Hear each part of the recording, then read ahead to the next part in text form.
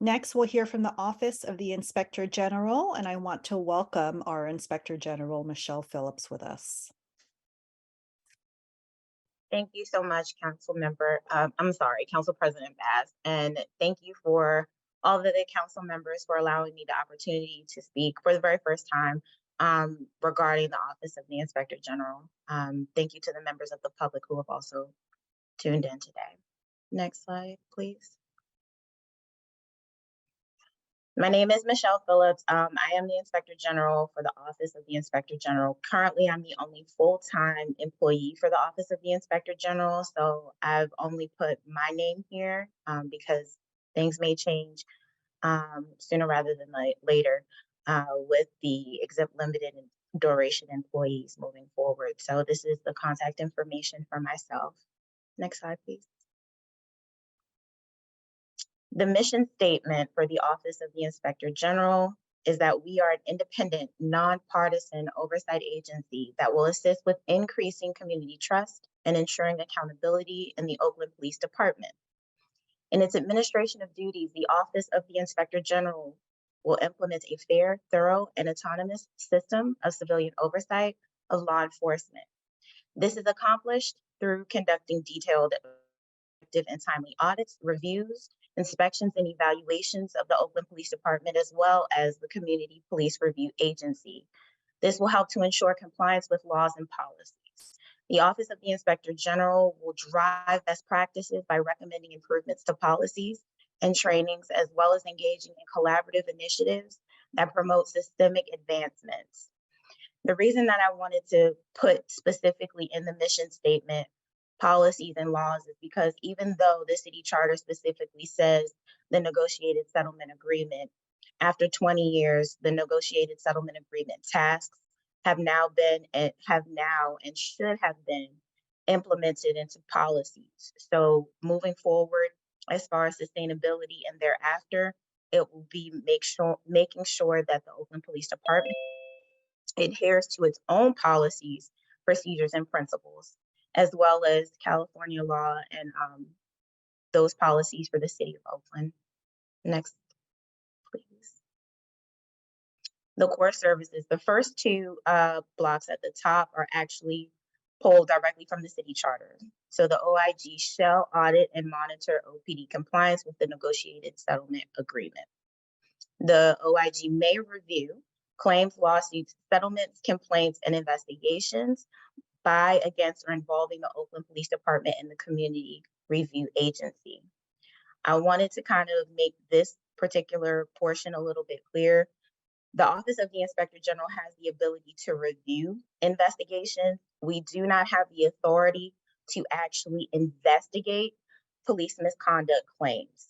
We cannot interject in police misconduct claims, as I've been told, per the interpretation of the charter. So once the process has been ferreted out via due process, the investigation has been completed, the officer has gone through their rights for appeal process, SCELI, potential arbitration, lawsuits. If it goes to that point, then the Office of the Inspector General does have the ability to go ahead and review those particular types of claims. It's also very important for the Office of the Inspector General to maintain an appropriate, visible presence in the community to help to facilitate community conversations. I think data is extremely important to gather so that we can go ahead and look at where some of these trends are, patterns in practice, but there's also extremely important qualitative data that we'll get while we're talking to communities that we serve, individuals that are out and about, and facilitating community conversations through community engagement, town hall events, as well as some different events that the Office of the Inspector General, hopefully in the future, will go ahead and take on. We'll also be making recommendations to our action holders, which would be and includes the Police Commission, you as a body, the City Council, and any other action holders based on audits, reviews, evaluations, and inspections. That could potentially be the mayor's cabinet as well. Move to the next slide, please. This is our current organizational chart. based on what we were budgeted for last year. I thank the council for helping us beef up our staffing. I also put small little snippets in here that probably isn't the greatest to read, so I'll go through the org chart. As I stated in the beginning, the Inspector General is the only full-time permanent staffer at this juncture. We also have budgeted a Deputy Inspector General position that is currently vacant. I am seeking an ELDE to fill that position. Unfortunately, this is the only classification that has not gone through civil service as of yet. So I am working with Human Resources, Class and Comp to solidify that particular classification to go through the appropriate measures to be approved by City Council and added to the Office of the Inspector General series. We have an audit manager currently in the ELDE status. We have gone through civil service and that classification has been approved. So I am hopeful that after the current recruitment and hiring process ends for the next set of individuals, we'll go ahead and recruit for the audit manager for a permanent position. The administrative analyst position is currently not filled. I have an executive assistant within the Office of the Inspector General as an ELDE. Once we finish out that ELDE contract, then I'm hopeful that we'll be able to move forward with the admin analyst. We just finished recruiting for the 3 Inspector General auditor positions and the Inspector General policy analyst position a little bit earlier this month. It was a robust process considering that these are very brand new classifications. So we had to write all of the exam questions, go through all of the job announcements. So we worked very closely with the Department of Human Resources, which was amazing, trying to make sure that we got this done. Prior to recruiting for these particular entry-level positions, I wanted to ensure that we had standard operating procedures to govern how the Office of the Inspector General does their work and to ensure that we know that all individuals from entry level all the way up to the position of the Inspector General has a good governing practice with integrity, accountability, and transparency.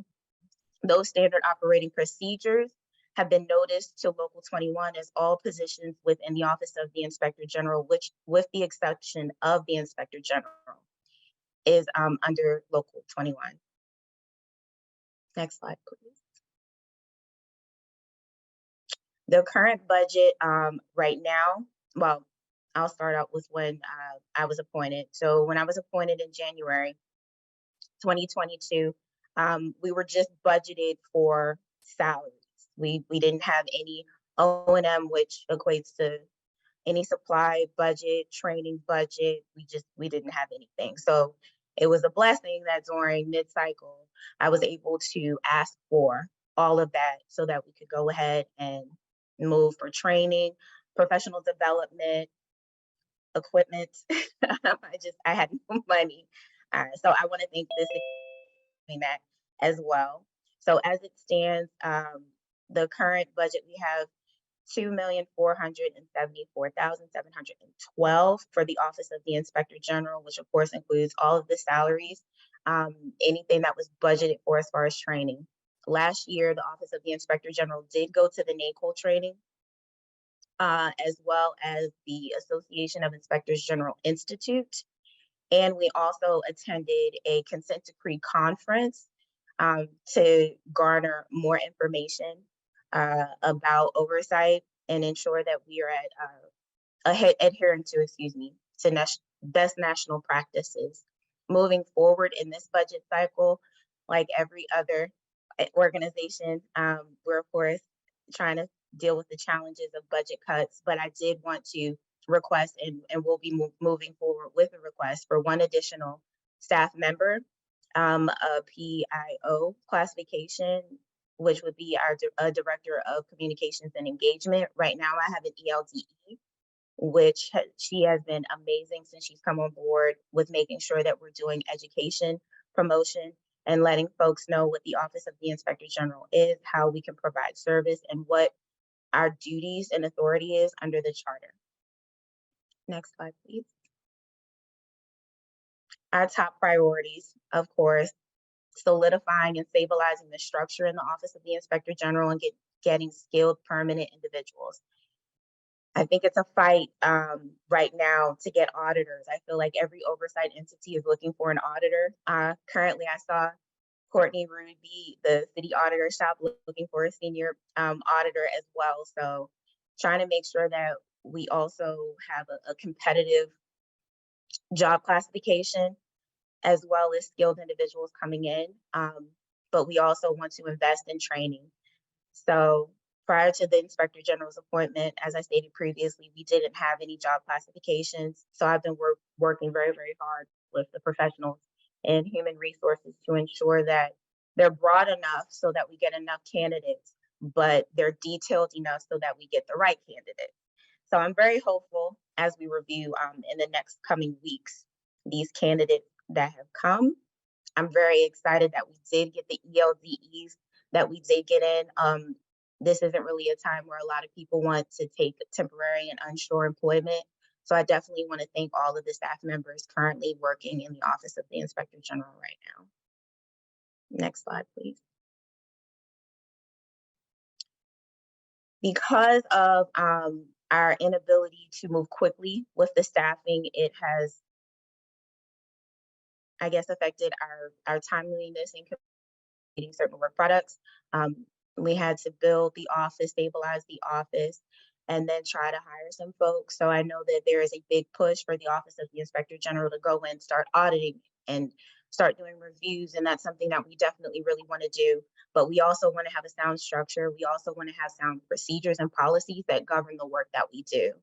I don't want it to be messy. I want to make sure that the finalized work product is appropriate and professional, and deliver it to the appropriate entities with recommendations so that they can move forward with how they need to proceed regarding OPD. Currently, right now, I have 2 exempt limited duration employees who are currently doing task 42 right now within OPD that started around September of last year. We did entrance conferences and they've done several interviews, collected several items of data, and done focus groups within OPD. And I think that that's a huge, huge feat considering at the time we only had 4 staff members. Next slide, please. As I stated previously, we're currently reviewing Task 42, which launched, I correct myself, in August of 2022 with the entrance conference. And we also have a legal review that the Police Commission, as well as the City Council, approved for the Office of the Inspector General to review. In June of 2022, the Police Commission gave me, or voted, excuse me, to allow the Office of the Inspector General to review certain information that they received from an outside firm that did an independent investigation. Unfortunately, I am the only person who has access to those materials, so that review solely rests on me to complete with all the other tasks. I am moving that review as quickly as possible, and I'm hopeful I'll get it done and then ensure that it is within law and compliance for confidentiality agreements as I move forward to make my findings and recommendations public. You can move to the next slide, please. So, lack of staffing, of course, I think that's everybody moving forward, but there were some really, really, really great successes. We were able to release a public synopsis in the first 7 months of the Office of the Inspector General's operation, initiated a review of 6 closed complaints investigations, which is still ongoing, and launched our first audit, which was a huge feat for us, being a very small but mighty office.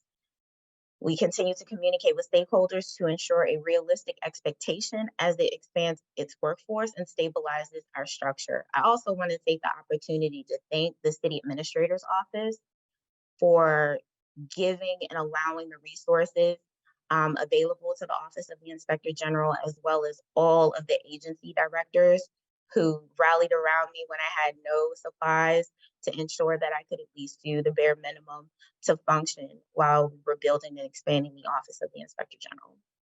Next slide, please. Our needs moving forward, of course, would be adequate staff and office space.